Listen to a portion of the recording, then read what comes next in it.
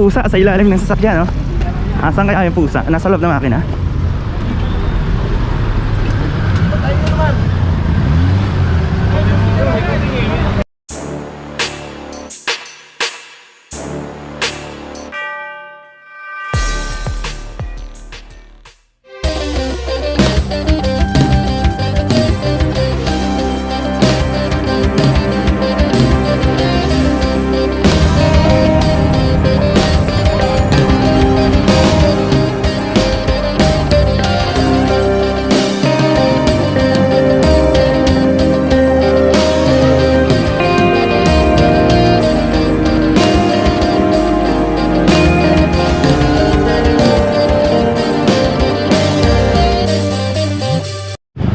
Magandang araw po sa inyo lahat. Today is November 16, 2020.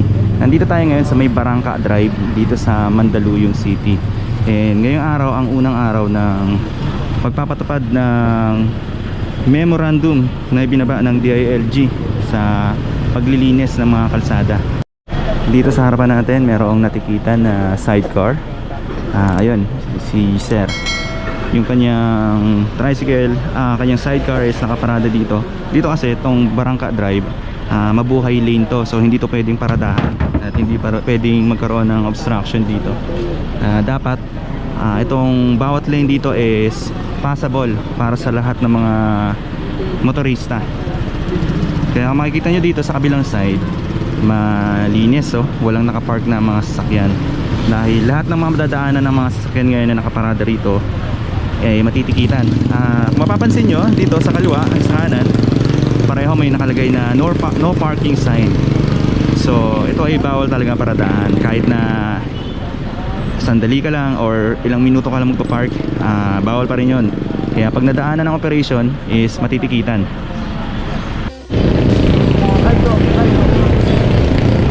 Sidewalk. Itong isang sasakyan na yung isang sasakyan kanina doon na tikitan dahil nasa sidewalk.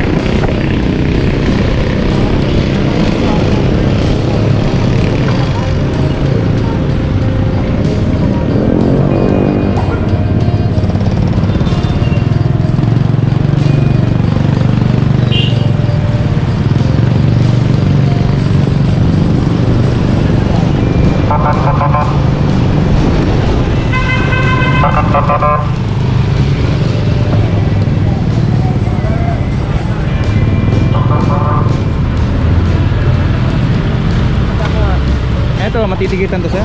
Oo, sir, kasi po naka-block po siya sa daanan ng tao. Yung side mo. So obstruction dito sa ano. Kailangan po sir, nakabakandit kasi ang sidewalk natin para po siya madaanan ng tao. Ayan, so matitikitan ngayon ito L300 dahil naharangan niya yung sidewalk dito. Nagiging obstruction siya. So matitikitan to ngayon na illegal parking, unattended. That's 2,000 peso fine. And panala lang din po sa mga motorista, lalong-lalo na sa mga nagmomotor na ugaliin magsuot ng helmet, dali ng inyong valid na driver's license at sumunod tayo sa mga batas trapiko para hindi na rin tayo matitikitan and para hindi na rin tayo maabala. So ilalagay na ngayon yung ticket dito sa harapan ng windshield nitong L300 van. And yung ticket na yan ay kailangan bayaran ng may-ari sa bayad center para nang sa ganon kapag magre-renew siya ng rehistro, hindi maabala or hindi magkakaroon ng hindi mapipending yung kanyang pagpaparehistro ng sasakyan dahil mag-a-appear yun sa LTO kapag hindi niya binayaran yung ticket. Dito na tayo ngayon sa may Camiguin Street sa may Mandaluyong pa rin. Dito pa rin yung yung mga sasakyan na to matitikitan ngayon. Itong sidecar and then yung pick up truck is kasama sa matitikitan ngayon ng illegal parking. Obstruction siya sa daanan ng sidewalk. Kaya lahat ng mga obstruction dito sa sidewalk ay matitikitan ngayon ng illegal parking. Nagkaroon na kasi nagbaba na ng memorandum. kasama natin si Kalsada TV. Kalsada, ayan, si Kalsada TV. Lagi natin kasama, napakabait nito. Kaibigan natin. Kasama ngayon sa Natikitan. Eto, Mitsubishi Mirage. And then, eto, itong kotse na to. Dito tayo sa may harapan ng Pleasant Hills Elementary School. Dito may mga nahuhuli na mga tricycle. Hindi yata legal yung kanilang pagparada dito. Eto, mga tricycle dito na tinitikitan ngayon. Eto na ngayon yung Mandaluyong Public Market.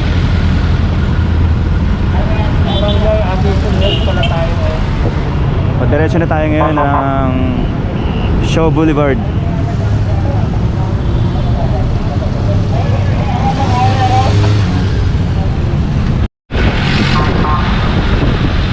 Dito na tayo ngayon sa may Shaw Boulevard. Bali Gomezville naman itong kalsada na to. Papunta na to ng San Juan.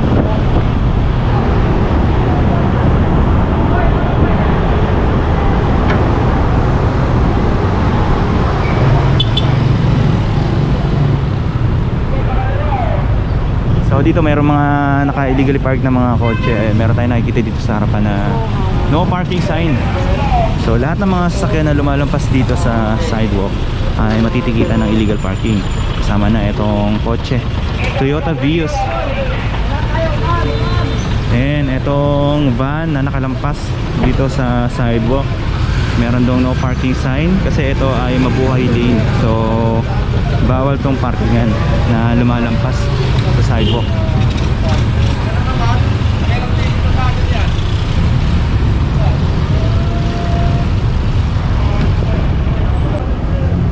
Mapapansin nyo dito sa kalsada na to, bawat kanto may mga nakalagay na no parking sign, mabuhay lane. Kaya dito sa kalsada na to dapat walang mga obstruction.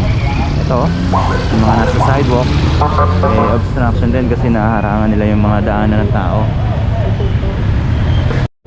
And dito merong isang rider na walang suot na helmet. So matitikitan siya ngayon na no crash helmet. 1,500 din po ang penalty kapag naaktuhan ka na nagmomotor na walang suot na helmet. Unfortunately meron siyang dalang helmet pero hindi niya nga lang sinusuot. So para po sa mga riders na nagmomotor, ugaliin po natin magsuot ng helmet. Kung meron naman tayong dalang helmet, huwag tayong pagmomotor na walang suot na helmet. And dali natin yung ating valid driver's license. At sumunod tayo sa mga batas trapiko para na sa ganun hindi na rin tayo maabala. Kasi itong penalty niyan is 1,500 din yan. So malaking bagay din yan, sayang yan. Kung may helmet naman, edi sana hindi na siya natikitan, dapat sinuot na lang niya yung helmet. Nandito na nga po pala tayo sa may San Juan. Sa Wilson Street, San Juan. Dito pa rin tayo sa may Wilson Street. Ito mga naka-illegally parked na mga sasakyan, yung Black Rhino and yung Mazda.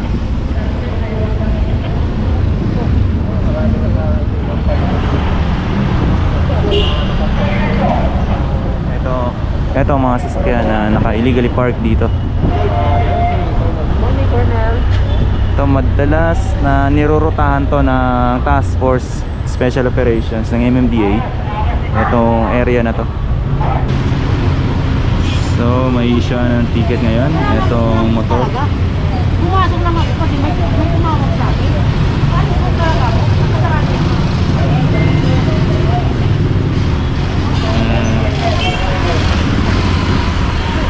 Nagko-contest si sir about sa pagkakaroon ng ticket sa kanyang motor.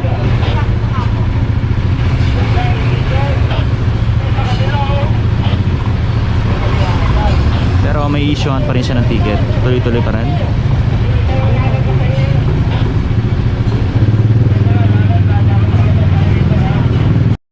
Dito na tayo ngayon sa may Wilson Street. May bandang Santan. Dito, marami din mga nahuhuli na mga illegally parked na mga sasakyan. Eto, lagi dito may nahuhuli. Etong sasakyan na yun, na SUV, madalas yun natitikitan dito. Padiretso na tayo ngayon ng Ortigas.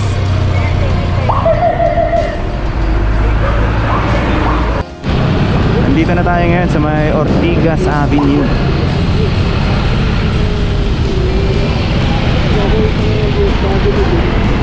Mapapansin natin dito, meron na silang ginawang bike lane, no? Ayan, padiretso na tayo, malapit na sa may kanto ng Boni Serrano.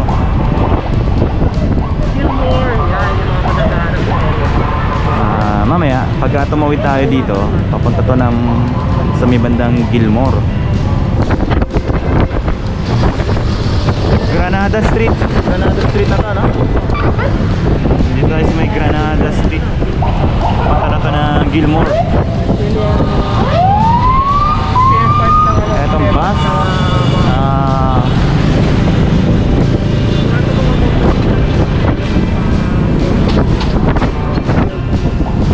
Pero naka-park dito. Etong service ng PLDT.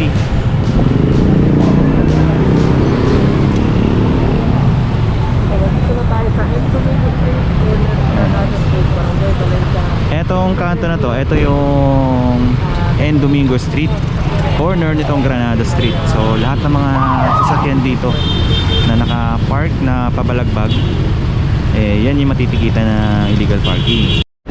So isa sa natikitan ngayon, etong Hilux na service ng PLDT, illegal parking.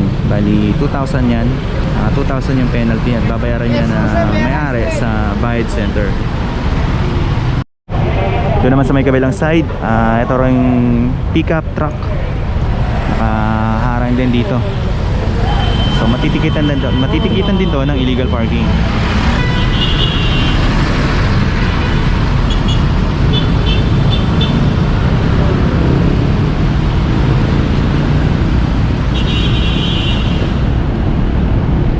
So nandito tayo ngayon sa may N. Domingo. Etong mga naka-park na mga sasakyan, madalas natitikitan ng illegal parking itong area na to. Lahat ng mga naka-park dito. So dito na tayo ngayon sa may Hemadi Street. Ito malapit sa harapan, dito sa harapan ng Robinson's Magnolia. And itong dinadaanan natin, ito ay Mabuhay Lane. So kailangan pag dumaan yung clearing team dito, dapat clear itong daanan na to. Wala silang makikita mga naka-park or mga nakaharang dito or obstruction.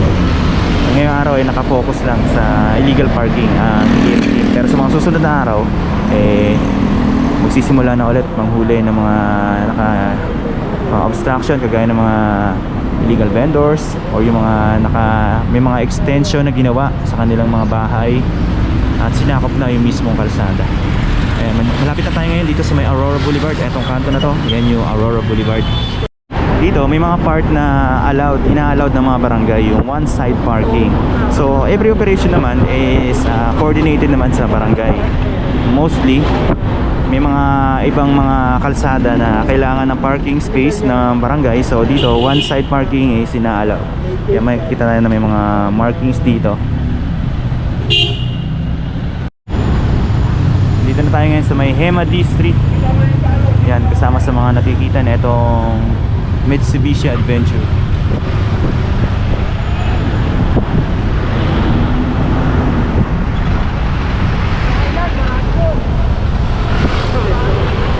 Mukhang may ginagawa sila rito na ano, parang plant box ata to. Etong motor ngayon matitikitan ng illegal parking dito along Hemadi Street. And etong dalawang van dito magkasunod, pati yata to, itong mga to matitikitan din na illegal parking.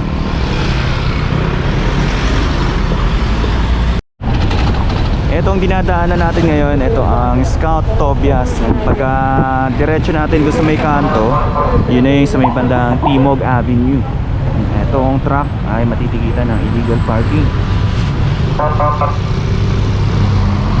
So dito tayo ngayon sa may Doña Roses Avenue. Don A. Roses pala, sorry.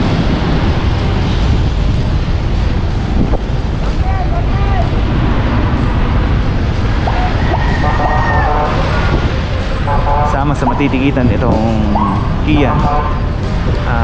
Itong Kia van na naka-illegally parked dito. So, unattended, 2,000 penalty.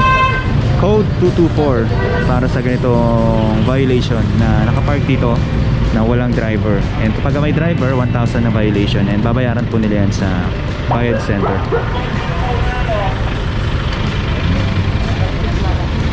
Merong isang rider doon na walang suot na helmet. Nag-attempt pa siyang tumakas. Na-corner siya, nahabol siya ng mga kasamahan natin dito sa task force ng MMDA. Mukhang ano yata ito si Sir, security guard.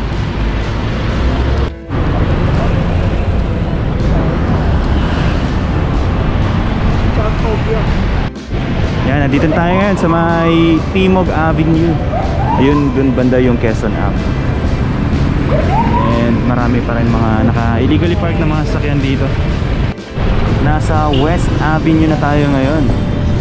Itong isang kotse ay nasita lang dahil medyo nakausli yung kanyang pagkakaparada.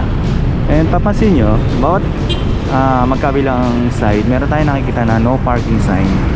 Kasi ito ay isang mabuhay lane.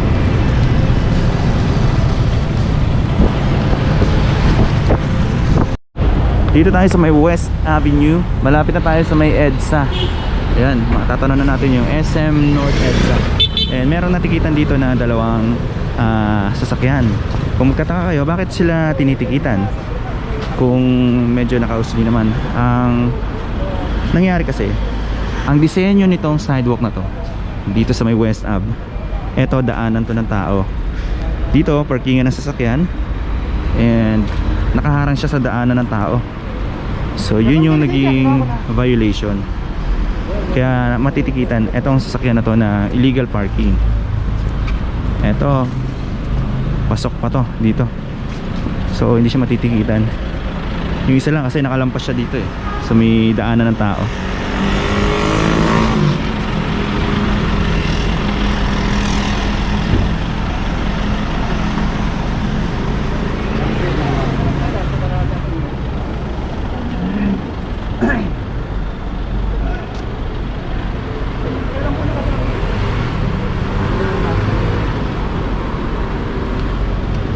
So kung medyo inusog-usog sa nanay sir yung kanyang kotse banda rito, so hindi siya matitikitan ng illegal parking.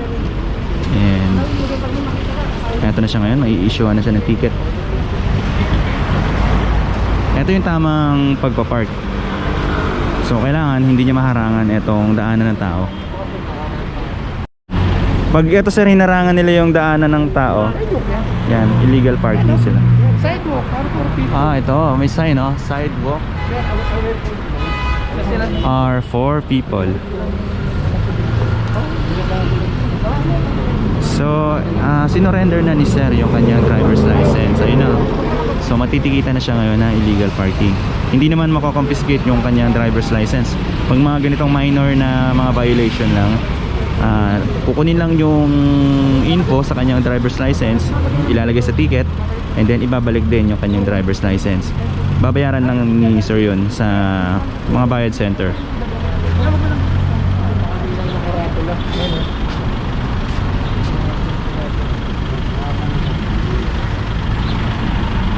Dito pa rin tayo sa may Quezon City. Etong dinadaanan natin ay ang Del Monte Avenue. So nasa likuran natin yung clearing team. At etong mga nadadaanan natin matitikitan ngayon na illegal parking.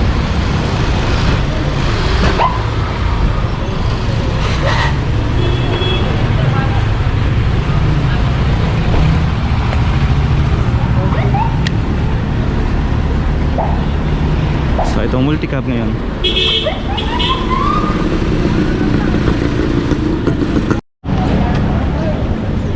Kasama sa matitikitan itong mga motor na to, inaalis na agad ng mga may-ari ng motor yung kanilang nakapark dito na motor, pero nahuli na sila, so kaya matitikitan na sila. Hindi na pwedeng alisin yung mga motor nila rito.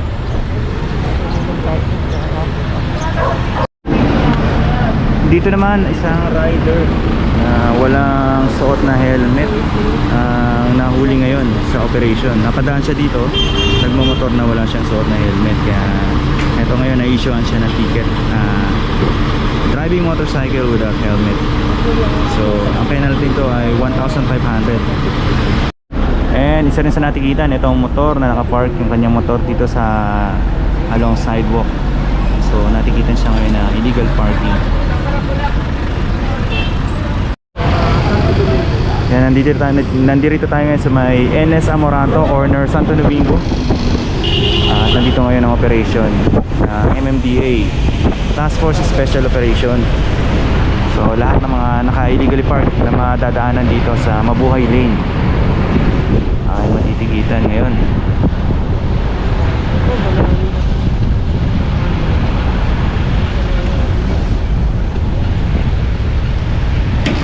Dito sa may kaliwa, naging parkingan ito ng isang diagnostic center. Ayan, merong isa na alis. So maswerte siya at nakaalis na siya. Pero itong mga naiwan ay matitikitan ngayon ng illegal parking. Mabuhay lane kasi to, itong NS Amoranto. So kapag mabuhay lane, bawal parkingan both sides. Kasama rin ito, itong Montero Sport, kasi nakausli yung kanyang likuran ng sasakyan. So kailangan hindi nila ma-block itong sidewalk. Dito na tayo sa may Banawe Street, kung saan dito ay bilihan ng mga piyesa ng sasakyan. Kaya maraming sasakyan dito na naka-illegally park, na naka-park dito sa may gilid ng daan. So isa na sa mga natikitan ngayon itong Ford Escape.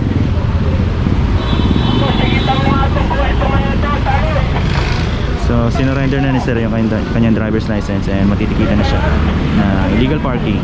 Hindi naman makakonfiscate ang kanyang driver's license. Ibabalik din to kapag natikita na, and babayaran yan sa bayad center. Etong isang van na naka-illegally park dito, isa rin sa natikitan ngayong araw na to. Dito mahaba to, itong pila ng mga sasakyan dito, marami-rami. Sa harapan itong construction ng building na to, etong van, Toyota Hiace, Suzuki Swift, itong Toyota Vios. So yung mga may-ari, ayun, nagtatakbuhan sila ngayon. Meron kasi ditong parang establishment ata, and dito nila pinapark yung mga sasakyan nila kapag meron silang appointment ata, banda ron.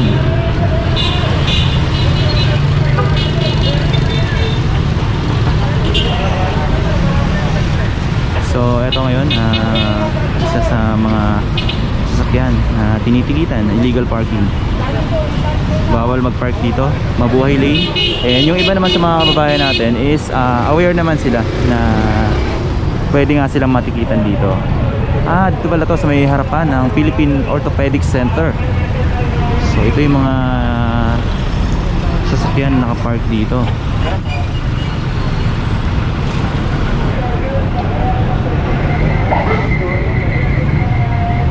Kaya pala maraming mga nakapark dito kasi walang enough space na parking space dito para sa Philippine Orthopedic Center. So dito nagpa-park yung mga ilan sa mga pumupunta rito. Dito naman sa may along Maria Clara Street, yan, marami din mga natikitan dito na sasakyan. Dito lang to sa gilid pa rin ng Philippine Orthopedic Center.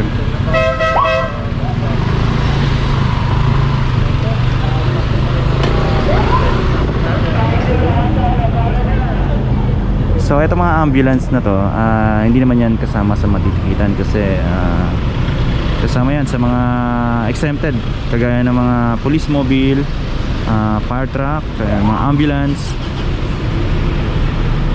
itong mga private vehicle na to, kagaya itong L3, yan yung mga natitikitan ngayon. Minsan iba sa kanila kapag umaalis na, hindi na nahahabol, hinahayaan na lang. Pero itong mga naka-permanenteng nakapark dito, yun yung mga tinitikitan.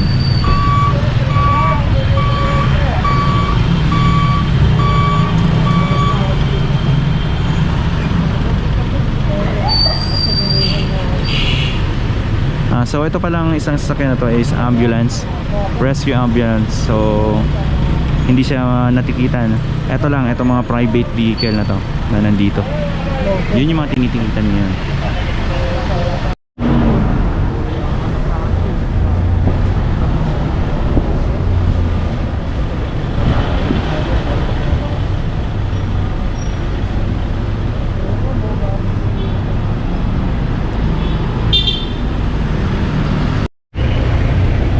Yan, tong dalawang kotse na to, magkasunod na natikitan. Andito si Colonel Memel Rojas ngayon sa harapan natin. Nasa likod niya yung mga taga Dipos. Sa likod daw, yung tapos na, pwede mo mabati.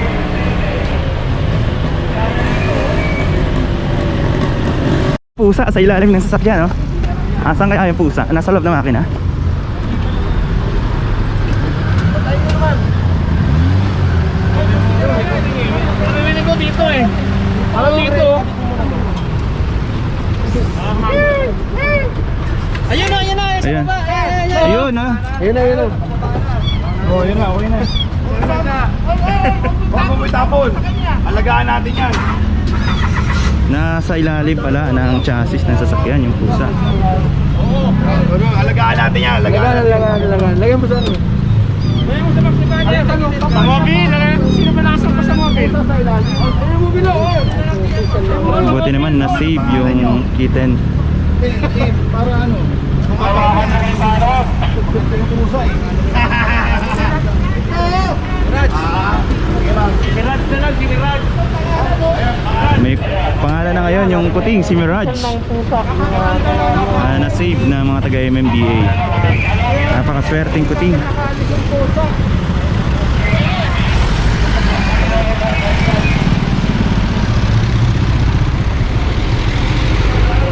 Nandito na tayo ngayon sa may kanto ng Ditwason Street.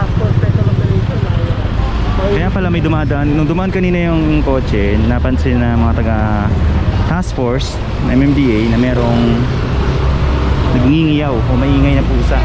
Yung pala meron palang pusa sa ilalim ng chassis ng sasakyan. At nai-rescue siya ngayon. Nai-rescue ng mga taga MMDA.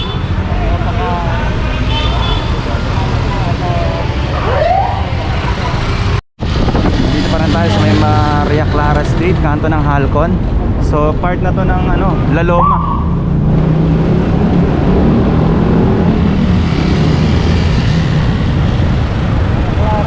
Blooming Treat na pala to. Blooming Treat, eto, itong kalsada na to.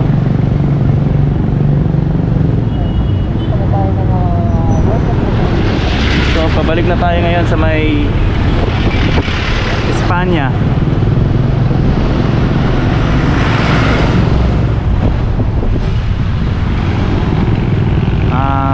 Pag diretso to, papunta to ng Espanya.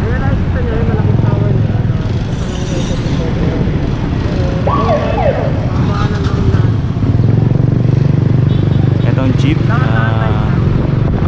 Launlan. Itong area na to, Enrojas na. Ito sa may Enrojas. Dito pala marami mga naka-illegally parked na mga sasakyan na naging permanente ng parking space. So ito lahat ngayon ay matitikitan.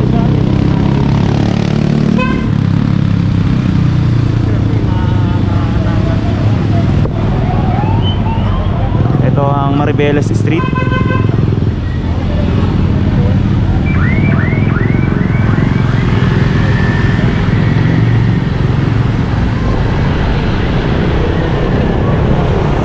Dito ngayon ay merong kinakandak na checkpoint operation ng ating mga kapulisan dito sa PNP. Ito naman, itong Mitsubishi Mirage, isa sa matitikitan ngayon. Kasama rin ito, itong pickup